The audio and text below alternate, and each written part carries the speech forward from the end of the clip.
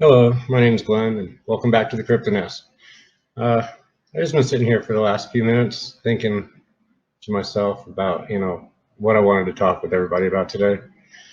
It's been kind of a weird day, challenging day, and I'm sure there's somebody out there that probably needs to hear it. We go through a lot trying to go just from one situation to the next, from one day to the next, trying to keep our lives together. And every time we turn around, some little obstacle jumps up in our way, or uh, you know, some kind of drama has to occur somewhere in our life that makes us stop and take pause and think, what the hell is going on? And all you can do at that point is just keep going. Um, I'm not really sure the best way for me to, help out, but for whoever out there that needs to hear it, just don't give up. You know, uh,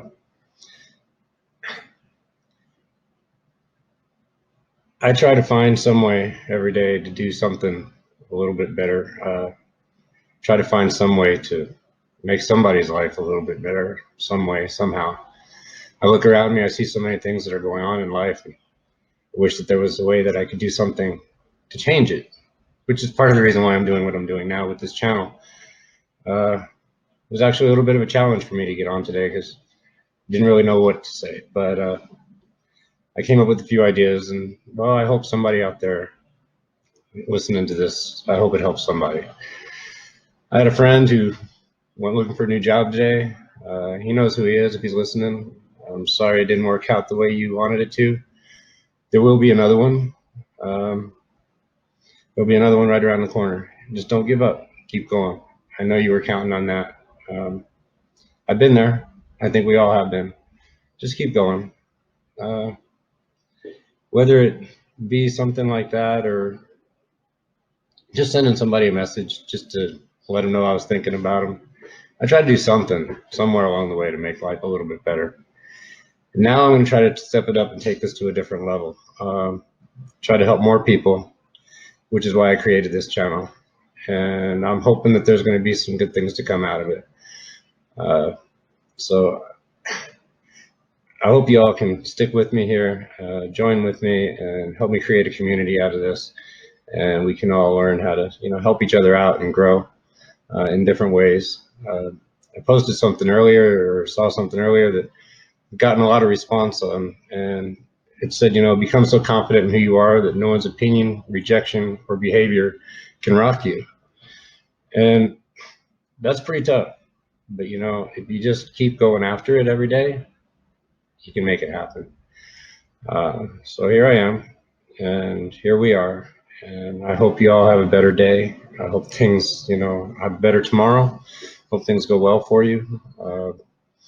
And well, for whoever needed to hear this, I hope it helps. Anyway, having said that, we're going to step on into crypto here because, well, that's what I'm really wanting to talk about. But sometimes, you just feel compelled to take a minute and step out of your world and say something or see something different. And well, today I did, and I just felt like I needed to say that.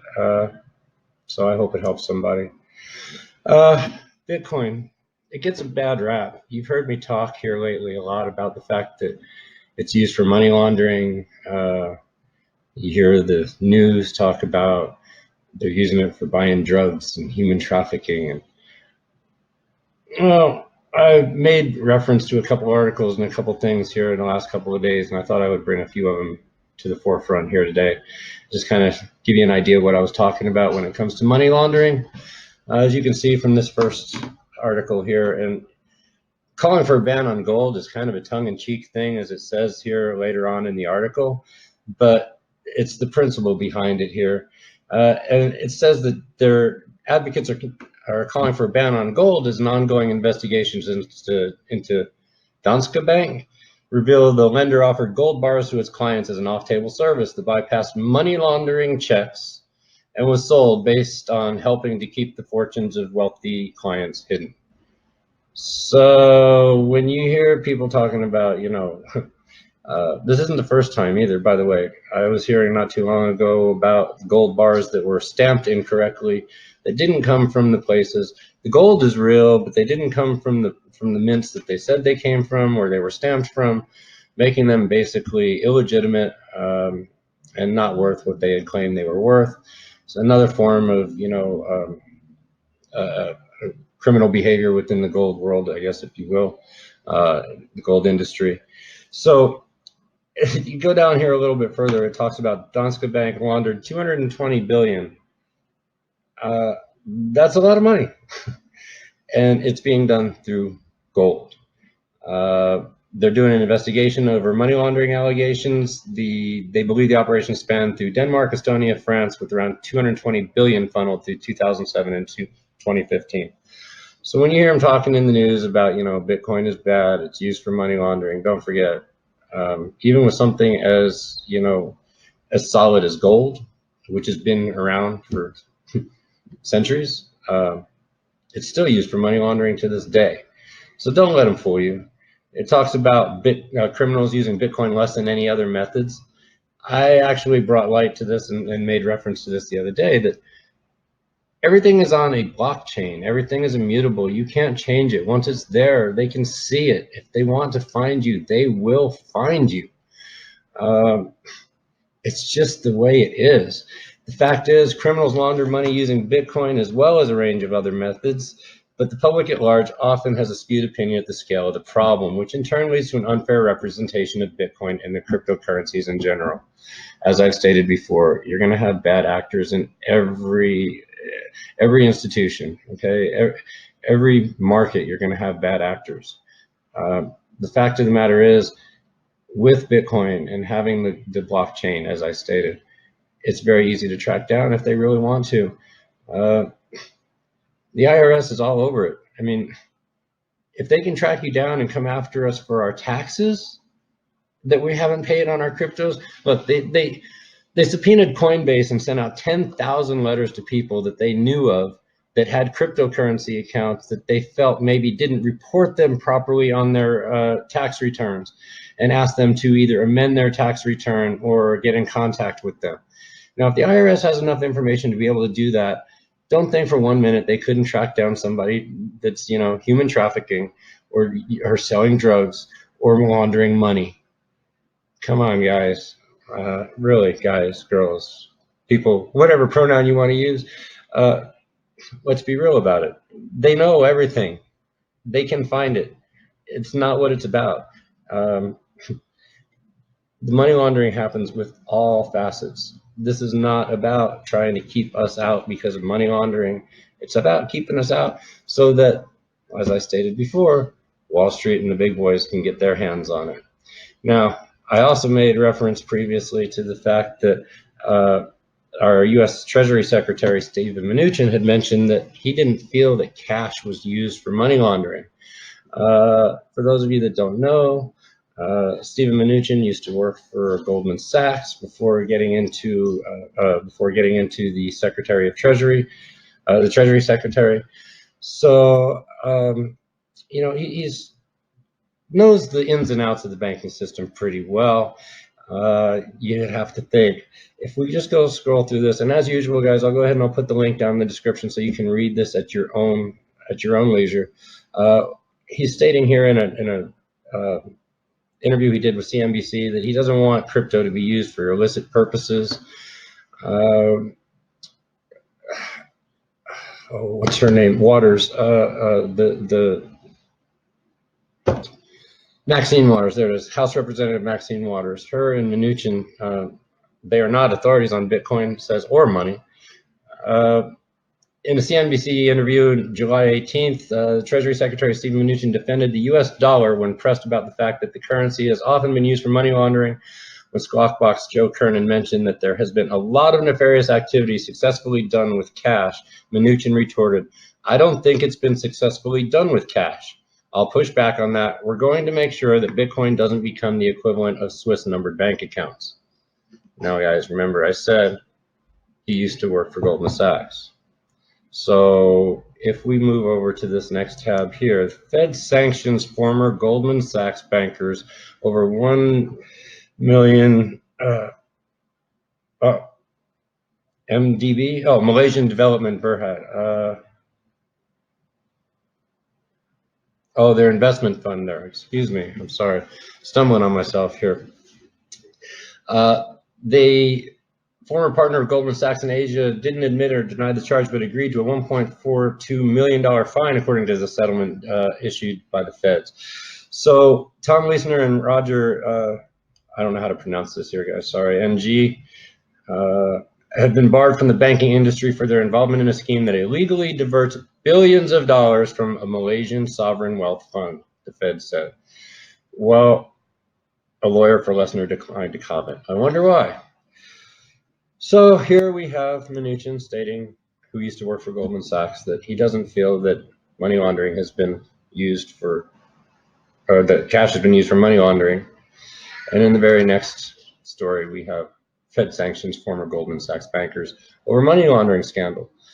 Kind of funny. Oh, one MDB being the Malaysia Development Berhad, excuse me. I apologize for that. So now if we move further into the next step, our next tab over here, we'll see here that the same Goldman Sachs gentleman here, we'll call him gentleman, who was who was convicted of the money laundering, was using his younger constituents, his juniors' computers, and then sent them away.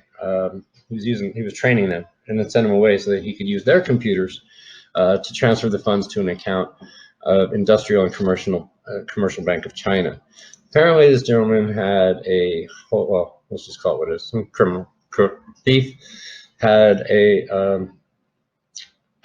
poker problem, and apparently didn't play very well, according to what I see here, because, well, he had to embezzle all this money and launder all this money so that he could pay for his gambling debts. Where is all of this going? Well,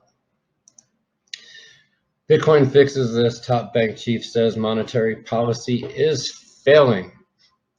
Representatives of the current financial system are inadvertently extolling the virtues of Bitcoin at a higher frequency than ever before. The latest is Deutsche Bank, the president Karl von Rohr, who states that current methods intended to stave off economic crisis are lessening inefficiency.